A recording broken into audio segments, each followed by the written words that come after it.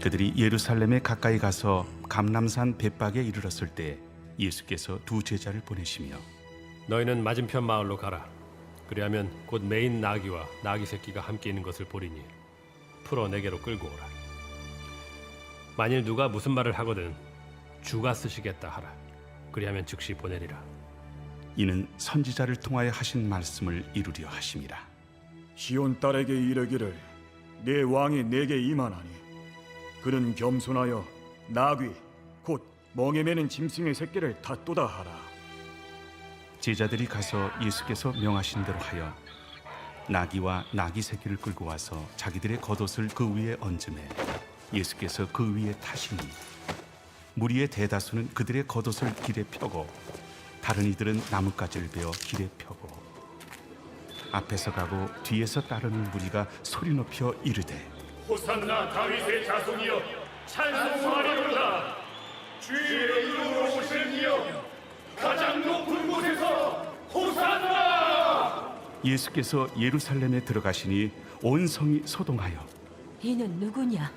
갈릴리 나사렛에서 나온 선지자 예수라. 모든 사람에게는 무언가를 향한 기대가 있죠. 사람을 향해서도 그렇고 어떤 물건을 향해서도 그렇습니다. 다이소에서 작은 물건 하나 사더라도 그 기대 효용 가치를 알고 기대하고 물건을 결제하죠.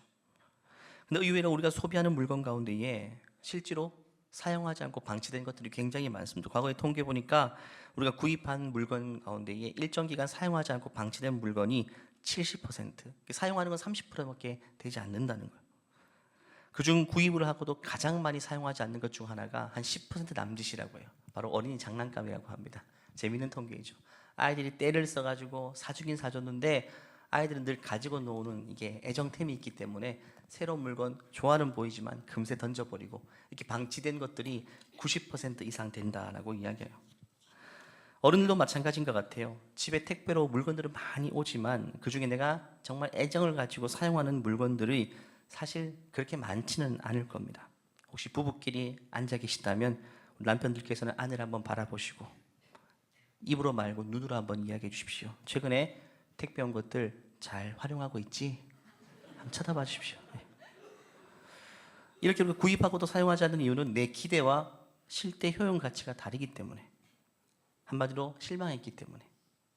사람도 그래요. 그 사람이 기대치와 다르게 움직이는 순간 우린 거리를 두게 됩니다. 특히 내가 정말 소중히 여긴 사람이 내 기대에 훨씬 못 미치게 될 때에 그 실망감은 이루 말할 수가 없죠. 예수님이 이 땅에 오셨을 때도 마찬가지였습니다.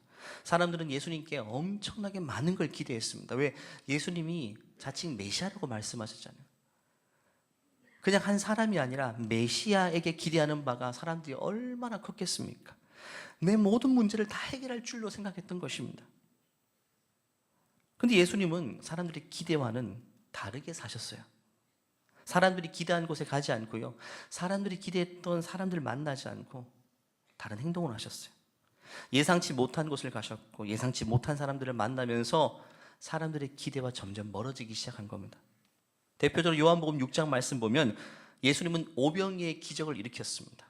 엄청난 기적이죠. 그 기적을 몸소 경험한 사람들, 그때부터 구름대처럼 예수님을 따라다니기 시작하는데, 그때 예수님은 그 수많은 무리들 앞에서 이렇게 말씀하십니다. 내 살을 먹고 내 피를 마시는 자는 내 안에 거하고 나도 그 안에 거하나니. 이 말은 예수님께서 그 무리들을 위해서 당신의 몸을 내어주시겠다라는 말입니다. 십자가 희생을 예고하시는 거죠. 사람들은 이 말이 이해가 되지 않을 뿐만 아니라 이런 류의 말이 마음에 들지가 않습니다. 왜냐하면 사람들은 지금 이 메시아에게 기대하는 바가 있거든요. 지금 어렵고 힘든 내 현실에 실제적인 도움을 줄 수 있는 그런 메시아가 되기를 원하는 겁니다. 그런데 예수님은 자신의 힘과 능력을 과시하기는커녕 사람들의 손에 끌려다니며 잡혀 죽을 것이라고 사람들에게 이야기합니다. 내 피를 마시는 자는 영원히 살 것이라, 이런 류의 이야기만 하니까 사람들의 마음은 점점 예수님을 향해 떠나게 됩니다. 물건으로 따지면 엄청 기대하고 많은 금액을 주고 구입했지만 내 기대에 한참 못 미쳐서 방치하고 폐기처분해버리는 거예요. 그래서 사람들은 예수님을 떠나기 시작했습니다. 불과 얼마 전까지 오병이의 기적을 경험했을 때만큼은 구름대처럼 많이 모였는데 예수님이 그렇게 행동하실 때마다, 내 기대에 어긋난 모습을 볼 때마다 툭툭 떨어져 나갔어요. 요한복음 6장 66절 말씀 보면 그때부터 그의 제자 중에 많은 사람들이 있더라고. 다시 그와 함께 다니지 아니하더라라고 기록해줘. 오병의 기적의 현장 속에 있는 사람들은요, 내가 이분만 쫓아다니면 야 평생 배고프지는 않겠다라는 그런 엄청난 희망을 꿈꿨을 겁니다. 왜냐하면 그 당시는 배고픈 시대였거든요. 로마의 압제 속에 하루 두 끼 먹으면 잘 먹고 참 어려운 시대였거든요. 그런데 예수님의 손에서 먹을 것이 떡과 물고기가 뻥튀기 되고 그 수많은 사람들이 배부르게 먹고 수많은 광주리가 남는 걸 볼 때에 야 내가 이분 한 분 쫓아다니면 나와 우리 식구들 배고프진 않겠다. 그런데 예수님은요 그들을 위해서 떡을 주시겠다고 말씀하지 않으시고 내 살을 먹고 내 피를 마시는 자는 이렇게 말씀하시는 거예요. 사람들이 실망할 수밖에 없습니다. 심지어 사람들은요 예수님께 분노했습니다. 내가 기대한 메시아 그 모습이 아닐 때 사람들은 실망을 넘어서 분노합니다. 누가복음 4장 말씀 보면 회당에 있는 자들이 이것을 듣고 다 크게 화가 나서 일어나 동네 밖으로 쫓아내어 그 동네가 건설된 산 낭떠러지까지 끌고 가서 밀쳐 떨어뜨리고 하자. 예수님을 죽이려 했어요. 말도 안 되죠. 예수께서 그들 가운데로 지나서 가시니라. 내 성에 안 맞는다고, 내 기대에 못 미친다고 죽이려 하는 것은 말이 안 되는 거예요. 사람들이 광기입니다. 근데 이게 사람의 본성입니다, 여러분. 사람들은 항상요 자신이 가진 기준과 기대를 가지고 한 사람을 대합니다. 상대방을 비참하게 만드는 거예요. 그 어떤 사람도 우리가 기대한 대로 살아가야 될 의무는 없습니다. 우리는 그 어느 누구의 인생도 내 기대에 맞게 살아라고 구속할 수는 없어요. 그럴 권리는 우리에게 주어지지 않았습니다. 배우자에게도 마찬가지입니다. 배우자에게 당신이 내 기대를 모두 만족시켜야 돼 라고 기대한다면 처음부터 갈등의 원인을 안고 사는 것과 마찬가지입니다. 그 누구도 우리의 기대에 부응할 수는 없습니다. 심지어 메시아로 이 땅에 오신 예수님조차도 사람의 기대에 부응하며 살지 않았습니다. 내 배우자와 가족에게 그걸 기대하는 것은 스스로 비참해지는 꼴을 당하는 겁니다. 심지어 자녀에게도 그런 걸 요구하는 부모도 있어요. 내가 낳았고 내가 고생하며 키웠으니까 자녀가 내 기대에 부응하는 자녀로 자랐으면 좋겠다. 그건 자녀를 숨막히게 하는 것이고 자녀를 질식시키는 겁니다. 그것보다 무거운 짐은 없습니다, 여러분. 내 인생 내가 살아야지. 누구의 기대에 부응하며 사는 것은 사람들로 숨막히게 하는 겁니다. 물론 나중에 여러분 인공지능 로봇 기술이 발달해서 집집마다 내 돈 주고 내 뜻을 이루어주는, 내 입맞게 움직여주는 그런 로봇을 내가 내 돈 주고 산다면 그 로봇에게는 그렇게 기대해도 되겠죠. 내가 원하는 거 다 내 모든 기대를 그 로봇에게 주입해도 괜찮아요. 물론 그 로봇도 머지않아서 숨막혀 가출하고 말 겁니다. 한 사람의 기대에 부응하며 사는 것은요 로봇도 감당하지 못. 아무리 프로그램이 돼 있어도 아마 과부하 걸려서 터져버릴 겁니다. 숨이 막히는 거예요. 우리는 그 어떤 사람에게도 그런 걸 기대해서는 안 됩니다. 왜냐하면 우리 개개인의 인생은요 하나님의 만족을 위해 존재하는 인생이기 때문에 그렇습니다. 사람의 만족이 아닙니다. 우리 인생은 하나님께로부터 왔는데 하나님은 당신의 부르심과 목적을 위해 살도록 우리를 부르셨어요. 그 부르심에 맞게 살아갈 때에 그 인생이 가장 꽃피는 인생이 되는 겁니다. 내 뜻대로 누군가가 살아갈 때에 그 인생이 꽃피는 게 아니라, 그건 꽃피는 게 아니라 뚝뚝 떨어져요. 시들어 버립니다. 하지만 주의 뜻대로 살게 될 때 그 인생은 꽃피는 인생이 돼요. 소중한 사람일수록 우리는 절대 구속하지 말아야 됩니다. 자유를 줘야 됩니다. 하나님의 부르심은요 우리의 생각보다 훨씬 크고 놀라운 부르심이기 때문에 소중한 사람일수록 내 기준을 가지고 상대를 구속해서는 안 돼요. 그 인생을 향한 하나님의 뜻이 순전히 이루어질 수 있도록 내가 돕는 역할만 감당하면 되는 겁니다. 자녀를 향해서도 그렇고 배우자를 향해서도 그렇고. 사람들은요 이처럼 예수님을 숨막히게 했습니다. 예수님을 쫓던 수많은 무리들 머릿속에 뭐가 있었냐? 이 예수는, 이 한 사람이, 이 메시아가 내 기대를 다 만족시켜줄 그분으로 보았던 겁니다. 그 머릿속에 생각을 다 읽었던 예수님은요 그 수많은 무리들 속에 다 그 생각이 있는 걸 알고 얼마나 숨 막히셨을까요? 숨 못 쉬겠다. 너무 부담스럽다. 사람들은요 그냥 메시아가 아니라 내가 원하는 대로 그대로 살아줄 그 메시아를 기대했던 것입니다. 예수님 그런 사람들 사이에서 엄청 많이 힘들었을 거예요. 여러분 사람들의 기대에 부응하며 사는 인생은요 그건 정치인이죠. 사람의 인기, 사람의 표심을 먹고 살기 때문에 그 기대를 만족시켜주는 것은 정치인의 인생이죠. 메시아가 그 길을 가는 것은 아닌 것입니다. 메시아는요, 주님의 뜻을 이루는 사람이지 사람의 여론을 따라 움직이는 것이 메시아 역할이 아닌 것입니다. 우리 각자가 나름대로 예수님께 기대하는 바가 있죠. 하나님이라면, 그분이 메시아라면 나에게 이 정도는 해주셔야겠지. 근데 여러분, 예수님 믿고 신앙생활 해오면서 여러분의 그 요구가 다 만족되셨나요? 예수님께서 여러분의 기도를 다 만족시켜 주셨습니까? 지금까지? 아닐 겁니다. 만약 주님이 지금까지 내 모든 소망을 만족시켜 주셨다면 그분은 여러분의 메시아는 아닙니다. 여러분을 죄에서 구원할 메시아는 그럴 수 없습니다. 메시아는 우리에게 끌려다니는 분이 아닙니다. 우리를 당신의 뜻대로 이끄는 분이 바로 메시아인 것입니다. 진정한 메시아는요, 우리에게 요구가 있고 우리에게 바람이 있어도 그것을 설득해 내셔서 당신의 뜻대로 구원의 길로 인도하시는 분이 메시아이지, 우리의 뜻에 끌려다니고 우리의 기호에 맞게 움직여주는 분이 메시아가 아닙니다. 그것은 구원의 길이 아니기 때문에 그렇습니다. 멸망의 길이기 때문에, 사람들이 원하는 것은 항상 멸망길이기 때문에 메시아는 그런 분이 아닌 것입니다. 예수님은 진짜 메시아입니다, 여러분. 필립 야시의 책 중에 하나님 당신께 실망했습니다. 과거에 저희 교회에서도 강의하신 적이 있죠. 이 책을 읽어보면 많을 것입니다. 사람들마다 하나님에 대한 기대치가 있는데 신앙 여정 가운데에 그 기대가 깨어지는 순간들이 늘 찾아온다는 거예요. 세 가지로 요약합니다. 하나님은 왜 이 순간에 침묵하십니까? 말씀 좀 하세요. 이런 요구입니다. 하나님은 왜 이 중요한 순간에 도와주지 않습니까? 도대체 뭘 하십니까? 하나님은 왜 가장 필요한 이 순간에 숨어 계십니까? 도대체 어디 있습니까? 하나님을 향해 원망 섞인 그런 마음이 있죠. 이 세 가지 질문은요, 절대 죽을 때까지 풀리지 않는 질문입니다. 왜냐하면 이런 전제를 가지고 하는 질문이기 때문에, 메시아가 나를 위해 존재해야 한다는 전제를 가지고 있기 때문에, 이 전제가 깨어지지 않으면 이 의문도 죽을 때까지 풀리지 않습니다. 이 의문이 언제 해결되는가? 내가 메시아를 위해 존재한다는 사실을 깨달았을 때, 메시아가 나를 위해 사는 인생이 아니라 내가 주를 위해 살아야 된다는 것을 깨닫게 될 때에 이 세 가지 의문이 그 순간에 해결되게 돼요. 사람들이 이처럼 예수님에게서 마음이 점점 떠나갔습니다. 결국 예수님께서 잡히시던 그 마음이 빌라도에게 신문을 받게 되고, 사람들은 그 자리에서 빌라도의 법정에서 예수님을 완전히 버려버립니다. 마태복음 27장 22절 23절입니다. 시작. 빌라도가 이르되 그러면 그리스도라 하는 예수를 내가 어떻게 하랴? 그들이 다 이르되 십자가에 못 박혀야 하겠나이다. 빌라도가 이르되 어찌미냐? 무슨 악한 일을 하였느냐?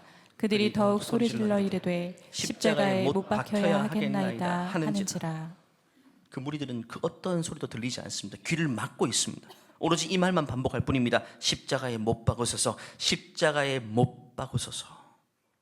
하나님은 당신의 고귀한 아들 독생자를 우리에게 선물로 주셨는데 우리는 그 선물이 마음에 들지 않는다고, 내 기대에 부응하지 못한다는 이유로 박스채 집어 던지고 짓밟고 폐기 처분해버린 겁니다. 내 돈 주고 산 것도 아니면서 선물로 받은 건데 내 권리 주장을 하고 있는 거예요. 이제 내 마음에 들지 않는 메시아 필요 없다는 겁니다. 이제 내 기대에 부응하지 못하는 그런 메시아 저리 가란 말입니다. 사람들은 결국 예수님을 자기 손으로 십자가에 못 박게 됩니다. 하나님이 주신 가장 고귀한 선물인데 선물로 아무도 여기지 못하고 십자가에 못 박았어요. 갈기갈기 찢어버린 겁니다. 오늘 읽었던 본문은요, 이 일이 있기 전에 불과 며칠 전에 있었던 일을 묘사하고 있습니다. 예수님께서 유월절 절기를 지키기 위해서 예루살렘 성에 입성하십니다. 그때 무리들은요, 전혀 다른 반응을 보이고 있어요. 이상할 정도로 예수님을 향해 열렬히 환호하고 있습니다. 그때 사람들은요, 예수님에게 마지막 기대를 걸었던 겁니다. 아니, 예수님께 마지막 기회를 준 겁니다. 메시아로서 노릇을 해봐라고 마지막 기회를 예수님에게 준 겁니다. 이번에도 내 기대에 부응하지 못할 경우 우리들이 어떻게 할 거야? 마태복음 21장 말씀, 오늘 본문 말씀 9절까지 한번 읽어볼까요? 시작.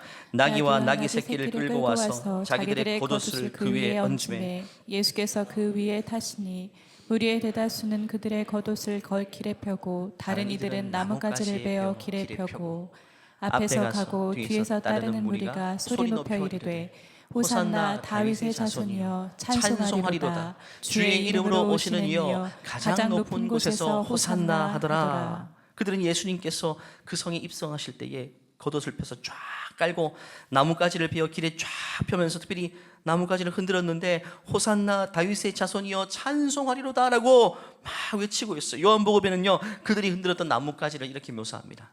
뭐처럼 보이십니까? 종려나무. 오늘 은혜 유아부에서 이 종려나무 종이로 만들기 한다고 하는데 제가 몇 개 가져왔습니다. 그럴듯하죠? 이걸 막 흔들면서 호산나 다윗의 자손이여 찬송하리로다. 여러분이 종려나무가 상징하는 것은요 승리와 자유입니다.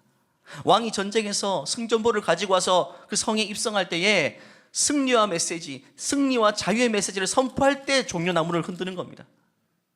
적국에게 패배하면요 자유는 없습니다. 다 그 나라의 노예가 되는 건데 너희들은 노예가 될 필요 없다. 자유다. 왜? 우리가 이겼고 승리했기 때문이다. 그런 차원에서 지금 백성들은요 예수님을 개선 장군으로 맞이하고 있는 겁니다. 로마 세력이 이 예루살렘 성에 득실득실하고 수십 년째 우리는 지배당하고 억압당하고 있는데 이제 예수님이 이 강력한 왕권을 가지고 이 성에 들어오시는 이때에 로마 세력을 짓밟아 주시고 우리 유대 민족에게 자유를 선포해 줄 그런 메시아로서 환호하고 있는 겁니다. 미리 김치국 마시고 있는 거예요. 승리, 자유. 그래서 호산나를 외쳤어요. 호산나의 뜻은요 지금 우리를 구원하소서입니다. 내일도 아니고 모레도 아니라 지금 당장 메시아로서 역할을 하라는 겁니다. 당신의 힘을 여기 써라는 겁니다. 지금 우리를 구원해 달라는 거예요. 물론 그들이 요구했던 구원은요 죄에서 자유케 되는 구원이 아닙니다. 로마 세력에서 자유케 되는 육신의 구원을 말하는 거예요. 백성들은 이제 예수님께서 유월절이라는 거대 절기를 앞두고 예루살렘 중심으로 들어오시니 그 목적 자체가 자신들을 해방시켜 줄 줄 알고 기대했던 겁니다. 아니 그걸 기대했고 모든 걸 쏟았습니다. 그런데 여러분 예수님께서요 수많은 무리들의 환호성에 그 인기에 도취되어서 자신의 걸음을 바꿀 뿐입니까 여러분?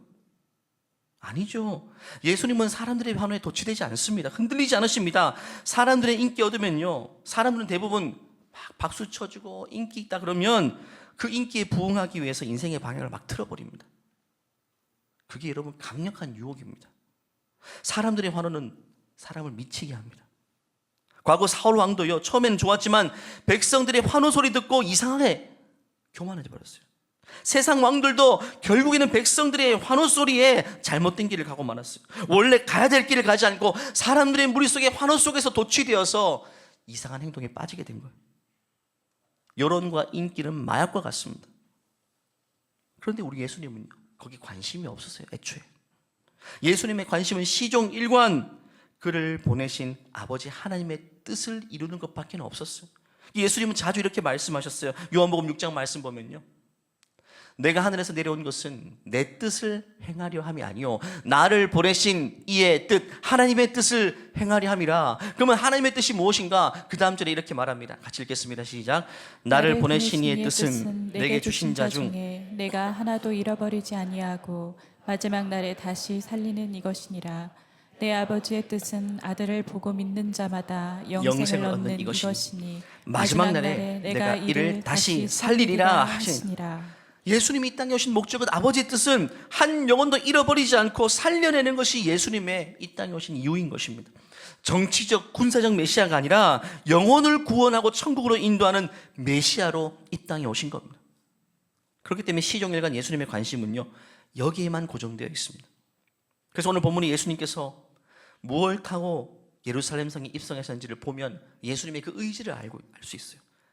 2절부터 4절 보면 이르시되 너희는 맞은편 마을로 가라. 그리하면 곧 매인 나귀와 나귀 새끼가 함께 있는 걸 보리니 풀어 내게로 끌고 오라. 만일 누가 무슨 말을 하거든 주가 쓰시겠다 하라. 그리하면 즉시 보내리라 하시니 이는 선지자를 통하여 하신 말씀을 이루려 하심이라. 이렇게 말하고 있죠.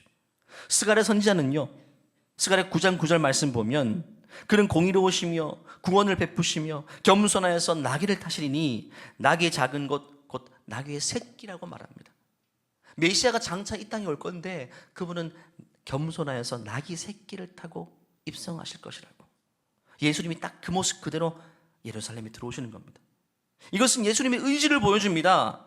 너희들이 아무리 나를 이 땅의 왕으로 삼으려 하고 너희들이 원하는 입맛에 맞는 메시아가 되기를 기대하지만 나는 너희들의 기대에 부응하는 사람이 아니야. 너희들 뜻대로 움직이는 사람이 아니야. 나를 움직일 수 있는 것은 오직 하나님의 말씀뿐이야. 우리 인생의 목적도 마찬가지입니다. 사람들이 하는 말, 사람들이 여기 좋다 저기 좋다 저것이 대박이다, 사람들이 하는 말에 끌려, 그런 인생은요 향방 없이 떠도는 인생이 될 수밖에 없습니다. 우리 인생은요 하나님이 나를 보내신 목적을 따라 흔들림 없이 올곧게 사는 인생, 하나님의 그의 인생을 통해 당신의 뜻을 이루는 것입니다. 우리 인생의 많은 갈등과 고민이 대부분 이것 때문입니다. 하나님의 뜻대로 가지 않고 들려오는 말들 때문에 자꾸 우리의 방향을 바꾸게 되니까 결국 방향하고 표류하는 인생이 되는 것입니다. 일반적인 세상 왕은요 승리의 소식을 가지고 올 때 어떻게 오는가? 백마를 타고. 여러분 백마를 직접 보신 적이 없죠? 진짜 깜짝 놀랄 정도예요. 게다가 훈련된 명마, 커다란 백마, 새하얀 백마, 그냥 그것 자체가 압도적입니다. 그 백마를 타고 입장할 때에 결국에는 그것 자체가 왕권이 되는 겁니다. 그것 자체가 위험이 되는 겁니다. 그런데 우리 예수님은요 초라한 나귀 중에 새끼, 발이 닿을 정도의 새끼 나귀, 나귀가 버거울 정도로 그런 나귀를 타고 초라한 모습으로 예루살렘 성에 입성하셨습니다. 결국 그걸 통해서 예수님께서 어떤 목적을 가지고 이 땅에 오신 메시아인지를 너무나도 잘 보여주는 겁니다. 물론 예수님은요 예수님의 초림 때는 나귀를 타고 오셨지만 계시록에 예수님의 재림, 강력한 왕권을 가지고 세상을 심판하실 그때는 예수님의 본래의 모습 백마를 타고 이 땅에 다시 오실 것이라고 말씀하세요. 하지만 지금은 우리를 구원하시기 위해서 겸손의 왕으로 이 땅에 오신 겁니다. 그래서 나귀를 타셨어요. 백성들은 지금 호산나 다윗의 자손이여 찬송하리로다 라고 외치고 있어요. 그런데 그들의 호산나의 외침 속에는요 죄와 사망에서 우리를 구원해 주기 바라는 그런 메시아가 아니라 로마의 압제로부터 고달픈 내 삶으로부터 나를 구원해 줄 그 메시아만 기대했던 것입니다. 여러분 우리는 어떻습니까? 오늘 아까 찬양할 때 호산나를 외치며 우리는 찬양했습니다. 그 호산나의 외침 속에 우리의 어떤 기대와 어떤 바람이 담겨져 있습니까? 혹시 하나님이 내 인생의 문제를 해결해 주는 그런 하나님으로만 생각하고 있지는 않습니까? 내 인생의 바람만을 이루어주는 그런 하나님을 기대하고 있었다면 오늘 이 예배를 통해 다시금 진정한 호산나를 외칠 수 있는 우리 모두가 되기를 주님의 이름으로 축원합니다. 물론 우리 하나님은요 우리 인생의 문제를 해결해 주시는 분입니다. 여러분 도와주세요. 이미 많이 경험했을 겁니다. 하지만 항상 내 기대에 부응해 주는 분은 아닙니다. 항상 우리 기대가 잘못됐기 때문에 하나님은 우리의 입맛대로 움직일 수 있는 분이 아닙니다. 오늘 본문의 예수님은요 사람들의 환호 속에도 개의치 않으시고 묵묵히 하나님의 뜻을 이루셨어요. 우리 인생을 향해서도 마찬가지입니다. 묵묵히 우리를 통해 주님의 뜻이 이루어지는 길로 우리를 이끌어 주신다는 거예요. 하나님은 우리를 진짜 여러분 너무너무 사랑하십니다. 당신의 독생자를 아낌없이 내어줄 정도로 하나님은요 진짜 지극히 우리를 사랑하십니다. 하지만 우리의 뜻에 끌려다니지 않고 하나님의 뜻대로 우리를 이끌어 주시는 것, 그것이 우리를 사랑하시는 하나님의 방식인 것입니다. 사람은 이렇게 못하지만 메시아 되신 예수님만 그렇게 하실 수 있는 거예요. 사람들은요 하나님이 내 뜻에 맞게 움직여주지 않을 때 실족했어요 라고 이야기하죠. 예수님이 이렇게 말씀하셨어요. 누구든지 나로 말미암아 실족하지 아니하는 자는 복이 있도다. 인생이 너 뜻대로 흘러가지 않고 내 소원이 풀리지 않는다 할지라도 그럼에도 불구하고 하나님 앞에 실족하지 않고 하나님의 뜻을 신뢰하는 자에게는 복이 있다라고 말씀하십니다. 사랑하는 여러분, 하나님을 끊임없이 신뢰하시길 바랍니다. 실족할 일이 있어도 주의 뜻이 거기에 있다는 사실을 믿고 여전히 하나님의 사랑을 의심하지 않는 우리 모두가 되기를 축복합니다. 예수님께서 예루살렘에 입성하셨어요. 입성하신 직후에 오늘 읽은 본문 다음 누가복음 말씀 보면 예루살렘 성을 바라보시면서 예수님은 펑펑 우셨어요. 통곡하셨어요. 왜냐하면 얼마 후에 이 성에서 일어날 일을 예수님은 미리 내다보셨거든요.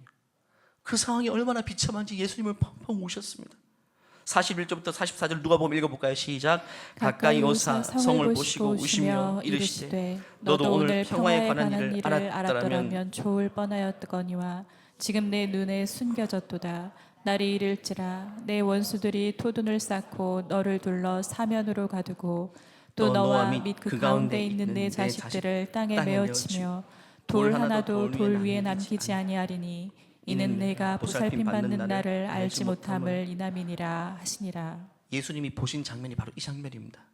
지금은 성이요 너무너무 진짜 아름답고 강력한 튼튼한 성처럼 보이지만 머지않아서 돌 위에 돌 하나 남지 않고 다 허물어질 것이고, 그리고 아이들을 죽이는데 그냥 죽인 게 아니라 땅에 맺히며 죽인대요. 상상할 수 없을 정도로 비참한 광경. 성에 토둔을 쌓고 성을 감싸서 포위해버릴 것이라는 그 모든 장면을 예수님이 미리 본 겁니다. 예수님이 봤던 이 장면은요, 불과 예수님이 예언하신 그 40년 뒤에 그대로 이루어집니다. 예수님이 그 이야기를 들었던 살아있던 그 사람들이 그대로 그 장면을 경험하게 하십니다. 아마 역사 공부하면서 많이 들어보셨을 거예요. 유다 백성들은요, 로마 제국의 통치와 세금의 불만 가지고 AD 66년에 반란을 일으킵니다. 로마는요, 반란을 진압할 때는 혹독하게 진압하는데 티투스 장군을 파견합니다. 그래서 AD 70년에 예루살렘이 함락당하는데 그 방법은요, 예수님이 예언했던 그대로 이루어집니다. 그 과정에서 요세푸스 역사가의 기록을 보면 성이 2년 동안 그냥 물리적으로 포격만 하는 게 아니라 2년 동안 가두어 두는 겁니다. 한 발짝도 나오지 못하도록 5개월 동안 식량 공급이 끊깁니다. 그 성 안에는요, 몇십 명이 있었던 게 아닙니다. 순례자들을 포함해서 수십만 명이 그 안에 있는데 5개월 동안 음식이 없었다. 여러분 어떤 느낌일까요? 완전 지옥이 된 겁니다. 지옥이었어요. 요세푸스의 기록에 따르면 사람들은 심한 굶주림에 시달렸고 심지어 많은 사람들이 자기 아이를 삶아 먹었다는 충격적인 기록. 서로 죽여서 서로 잡아먹는, 하루에 수천 명씩 기아와 질병에 죽어갔다. 원래 티투스 장군은요, 결국에는 이 성을 함락시키고 이 성을 무너뜨릴 계획은 없었습니다. 그런데 그 성이 불이 나고 성전 안에 있던 금 기병이 흘러내려오면서 성벽을 타고 돌 사이에 금이 흘러내리는 거예요. 그걸 보고 로마 한 장군이 이스라엘 백성들은 돌 틈 사이에 금을 숨겨놨다라고 이야기하는 거예요. 사람들이 눈이 돌아가죠. 돌 위에 돌 하나 남지 않고 다 무너뜨립니다. 돌 사이에 있는 금들을 다 꺼내려고. 예수님이 딱 예언했던 그대로 돌 위에 돌 하나 남겨지지 않고, 지금 통공의 벽이라고는 한쪽 벽만 남겨두고 성이 완전히 회파된 겁니다. 이렇게 해서 예수님 말씀대로 그 예언이 그대로 이루어져요.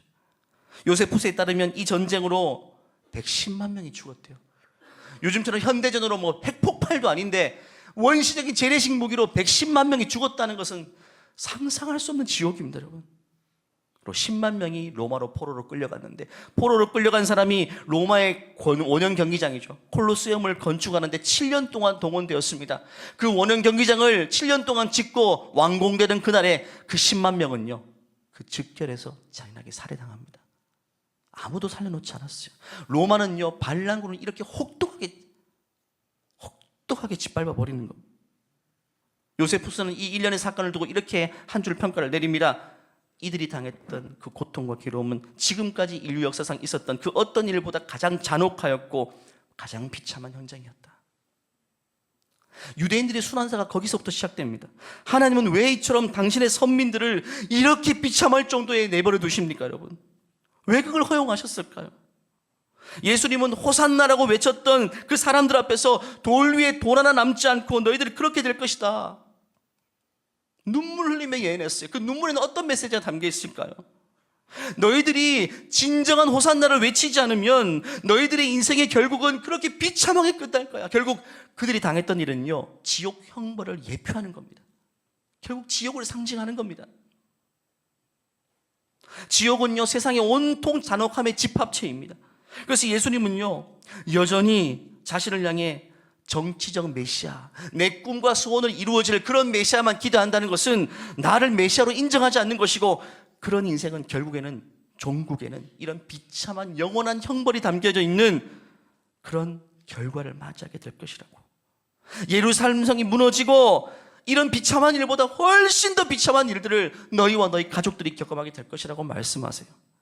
하지만 진짜 호산나, 하나님이 보내신 그 독생자 아들을 진짜 메시아, 나를 죄에서 구원해 줄 진짜 메시아로 받아들이고 호산나를 외친다면 너희들은 종국에 찾아올 인생의 대환란을 피하게 될 거야.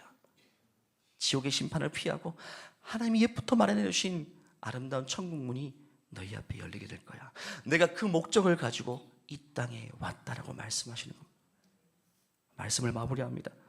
예수님께서 예루살렘에 입성하실 때 호산나라고 환호했던 사람들은요, 불과 며칠 뒤에 십자가에 못 박으셔서, 똑같은 무리들인데 말이 바뀝니다. 호산나 외쳤던 사람이 십자가에 못 박으셔서. 찬송과 환호 소리가 비난과 저주 소리로 바뀝니다. 왜? 예수님이 어떤 메시아인지 믿지 못했기 때문에, 알지 못했기 때문에. 우리도 예수님을요 잘못 이해하게 되면요 여전히 예수님을 향해 변덕스러운 반응으로 살아갈 수밖에 없죠. 내 뜻이 이루어지면 하나님밖에 없습니다. 내 뜻대로 되지 않으면 이게 뭡니까? 라고 이야기하는 이런 반응으로, 엇갈린 반응으로 그렇게 살아갈 수밖에 없다는 거예요. 여러분, 하나님은 신실하신 분이십니다. 우리 인생을 사랑하십니다. 내가 미처 생각하지 못하는 길로 우리 인생을 이끄실 때도 있고, 내가 예기치 못한 삶을 살아야 될 때도 있어요. 하지만 그것이 주님의 뜻임을 믿음으로 받아들이고, 내 생각보다 더 크신 하나님의 뜻임을 믿음으로 받아들이고 순종할 때에, 여러분, 내 인생의 진짜 메시아가 내 생각과 계획보다 훨씬 더 멋있는 곳으로 우리 인생을 이끌어가는 것들을 보게 하실 것입니다. 그리고 그 결국은 바로 영원한 형벌이 아닌 영원한 잔치, 영원한 생명인 천국 길로 우리를 인도하실 것입니다. 호산나 다윗의 자손이여 찬송하리로다. 우리가 진정한 호산나를 외칠 수 있는 우리 모두가 되기를 주님으로 축원합니다. 다 같이 한번 일어날까요? 이 시간 기도할 때에 우리가 주님을 믿고 섬기고 있지만, 나름 기도하는 바가 있지만, 최근에 내 뜻대로 되지 않은 현실 때문에 때로는 하나님께 불만족스러워했고 불평했던 부분은 없습니까? 내가 그토록 노력했던 일들이 하나님이 도와주시지 않아 잘 안 됐다고 그렇게 낙심하고 좌절하는 분도 있습니까? 이 시간 기도할 때 우리가 새롭게 기도하기를 원합니다. 호산나 다윗의 자손이여, 우리 뜻대로 우리 인생을 이끄는 것이 아니라 하나님의 높으신 뜻대로 우리 인생을 이끌어 가시는 분, 이 시간 기도할 때 주님, 내 인생에 내 뜻이 이루어지기보다 주의 뜻을 이루어 주시옵소서. 우리 자녀 인생도 마찬가지입니다. 아버지인, 부모인 내 뜻이 자녀 인생 가운데 이루어지는 것이 아니라, 내 플랜대로 자녀 인생이 펼쳐가는 것이 아니라 하나님의 높으신 뜻대로 우리 자녀들의 인생이 펼쳐갈 수 있도록 주님 사용하여 주시옵소서. 주여 한번 외치고 기도하겠습니다. 주여, 하나님 아버지 믿습니다. 주님이 신뢰합니다. 하나님, 내 생각보다 내 뜻보다 크신 주님, 주님이 하신 일들을 기대하고 신뢰합니다. 하나님, 내 뜻이 끊임없이 꺾여지고 내 소망이 무너질지라도 내 삶의 주관대 되신 주님께 우리 인생을 맡겨드립니다. 하나님, 주님 믿습니다. 주님 신뢰합니다. 하나님 아버지, 내 뜻대로 되지 않는 현실들 불평하고 낙심하고 좌절하지 않겠습니다. 하나님, 한결같이 주님을 신뢰하겠습니다. 우리에게 믿음을 다하여 주시고 하나님의 높으신 뜻을 신뢰하고 나아가게 도와주시옵소서. 내 인생의 진정한 메시아를 외치기 원합니다. 진짜 메시아를 만나기를 원합니다. 진짜 만나기를 원합니다. 주님의 역사해 주시옵소서. 주님 도와주시옵소서. 주님, 하나님 아버지, 오늘 호산나라고 외쳤지만 우리의 외침 속에 메시아를 진짜 메시아로 보지 못하는 부분들이 있음을 고백합니다. 하나님을 내 기회에 맞춰 생각하고 내 뜻을 이루어주는 도구로 생각했던 나의 약한 부분 역사해 주시고, 다시금 예수님을 나의 진정한 메시아로 모시고 내 인생 가운데 주님의 뜻이 이루어지기를 간절히 소망하는 우리 모두가 되게 하여 주시옵소서. 이 모든 말씀 살아계신 예수님의 이름으로 기도하옵나이다. 우리 인생의 진정한 메시아로 오신 우리 모든 죄와 사망에서 구원하실 예수님께, 찬양받기 합당하신 주님께 영광과 찬송의 박수, 진정한 호산나를 외쳐드리시길 바랍니다. 주님 감사합니다. 이 시간 이 찬양의 고백 주님께 올려드리고 예배를 마치겠습니다. 수많은 무리들 줄지어 그분을 보기 위해 따르네.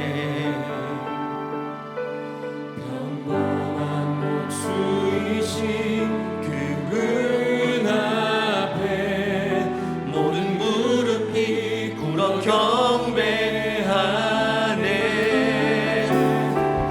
모든 문제 죽음을 정복하신 분이십니다. 죽음까지도 힘을 잃고 주님은 생명의 근원이십니다. 생명의 근원 되신 예수 이름 앞에 모든 권세들 굴복하네. 계획이 실패하고 나의 계획이 실패하고 나의 소망이 끊어질 때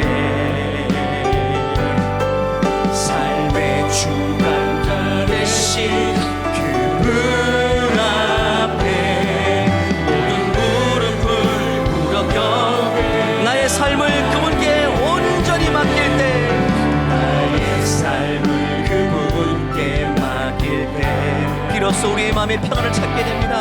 비로소 나의 마음 평안해. 구원의 반석 되신 예수의 이름을 소리 높여 우리 두 손 들고 온 마음을 다하여 메시아 되신 예수님을 찬양합니다. 주님 높여드립니다. 예수 이름 높이세. 능력의 그 이름 예수 이름 높이세. 구원의 그 이름 예수 이름을 부르는 자 예수 이름을 믿는 자 예수 이름 앞에 나오는 자 복이 있도다. 우리의 삶의 모든 문제 죽음의 문제까지 해결하시는 주님께 영광의 박수 올려드리겠습니다. 주님 능력의 그 이름 예수 이름 높이세. 구원의 그 이름 예수 이름을 부르는 자 예수 이름을 믿는 자 예수 이름 앞에 나오는 자 복이 있도다.